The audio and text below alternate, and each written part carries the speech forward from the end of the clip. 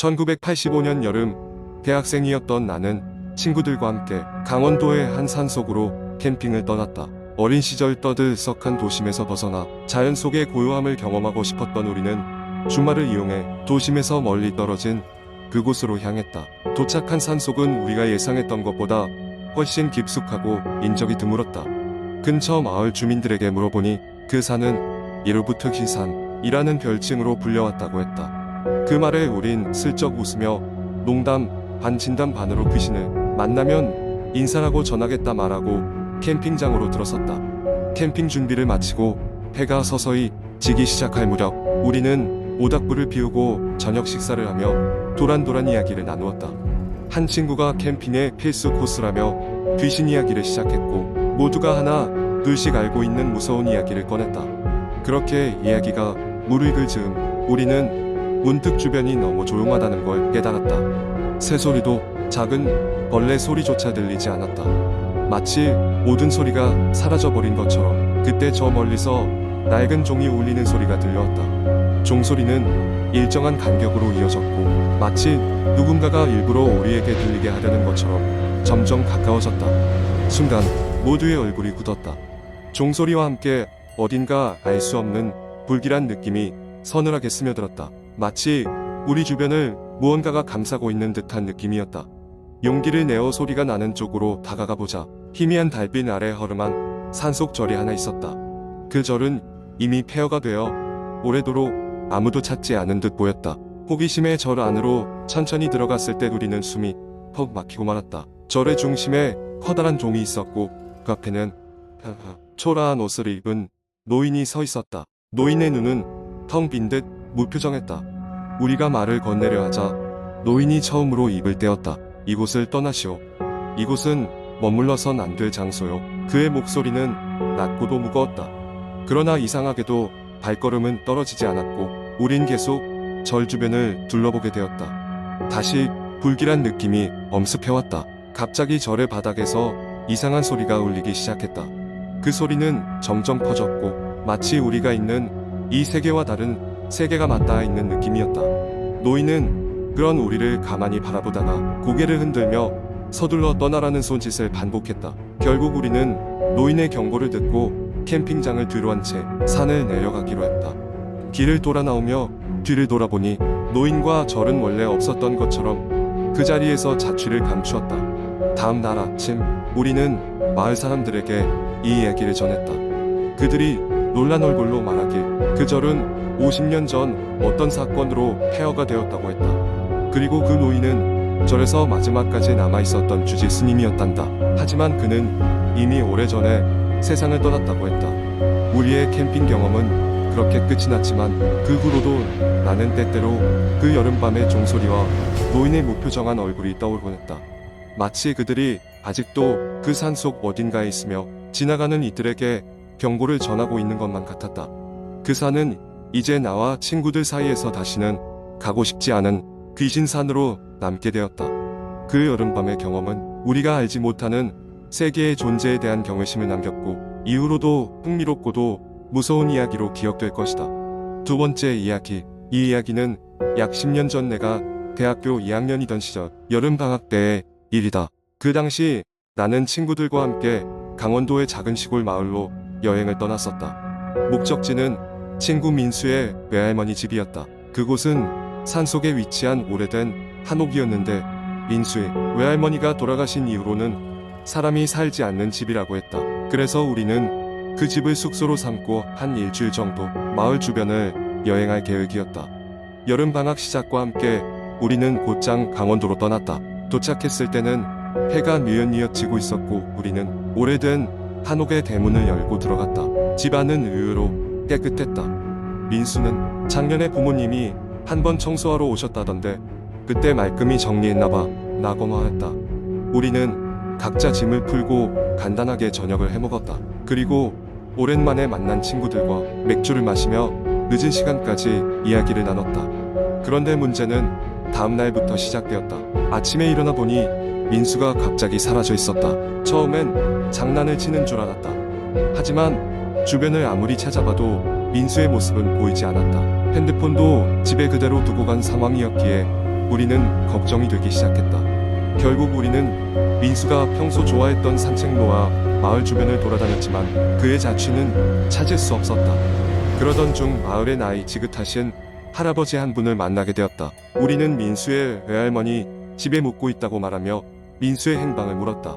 그러자 할아버지는 갑자기 심각한 표정으로 우리를 쳐다보셨다. 그 집에 가면 안 되는데 그 집엔 손님이 있어. 우리는 순간 무슨 말인지 이해할 수 없었다.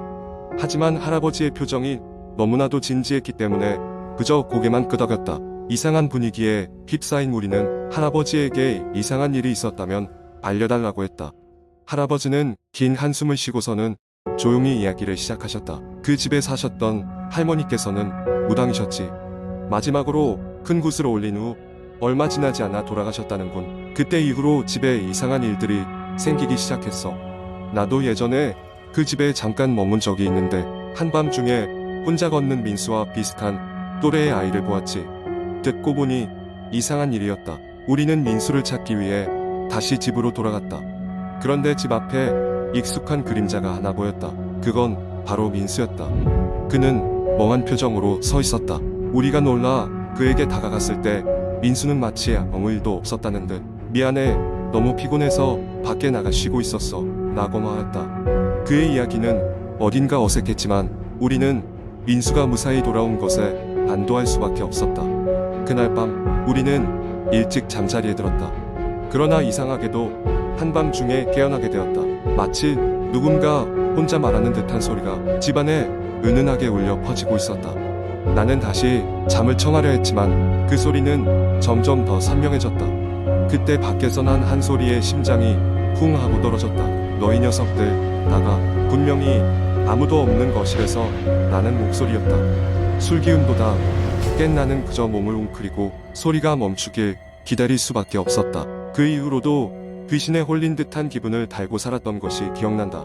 결국 우리는 너무 무서운 나머지 계획을 이틀 앞당겨 서울로 돌아가야 했다. 그 일이 있은 후로 민수도 다시는 그 집에 가겠다는 말을 하지 않았다.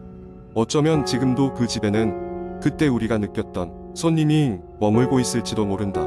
이야기를 맞출 때마다 다시 그 집의 문을 두드리는 듯한 소리가 들리는 것 같아 아찔하다. 이 이야기는 아직도 나에게 소름 돋는 여름밤을 떠오르게 한다. 세 번째 이야기의 인터넷 커뮤니티에는 다양한 종류의 이야기가 공유되지만 그 중에서도 공포 이야기는 사람들의 호기심을 자극하곤 합니다. 오늘은 한국 인터넷에서 흔히 볼 수 있는 공포 썰을 하나 길게 풀어서 이야기해 보겠습니다. 몇 년 전 나는 서울 인근의 작은 마을에 있는 할머니 댁에 갈 일이 있었다. 할머니는 시골 마을의 끝자락에 오래된 한옥에서 홀로 지내셨다. 여름 방학을 맞아 할머니를 돕기 위해 나와 나의 사촌들이 할머니 댁에 모였다. 도착했을 때는 늦은 오후였고 시골 마을의 풍경은 나른하고 평화로웠다.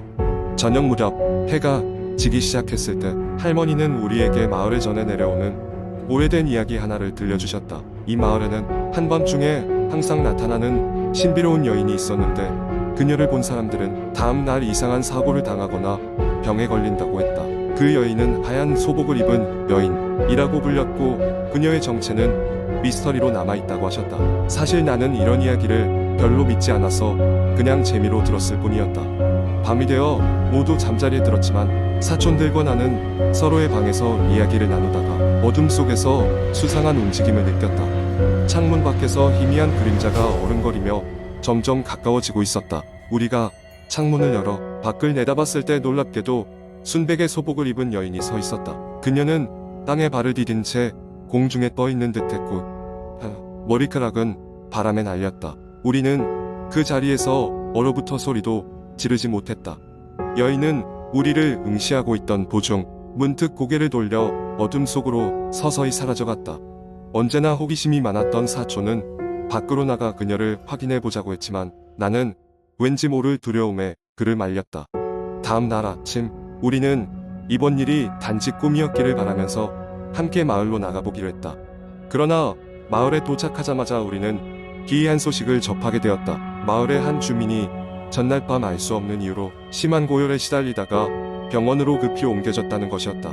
이웃 사람은 그가 밤중에 마당에서 무언가를 보고 난 뒤부터 상태가 악화되었다고 했다. 그제서야 나는 우리 할머니의 이야기가 농담이 아님을 깨달았다. 사촌들과 나는 할머니 댁으로 돌아와 어젯밤 해본 일을 숨김없이 할머니에게 말씀드렸다. 할머니는 그제야 무거운 얼굴로 오래된 비밀을 꺼내셨다.